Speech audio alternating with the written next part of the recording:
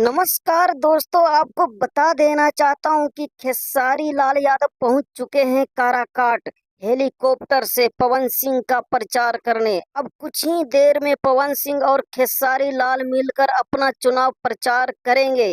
दोस्तों, आपको ये भी बता देना चाहता हूं कि खेसारी लाल यादव के अलावा और भी स्टार काराकाट में पवन सिंह का चुनाव प्रचार करने आने वाले हैं, जैसे कि रितेश पांडे, अरविंद अकेला कल्लू और चिंटू पांडे भी।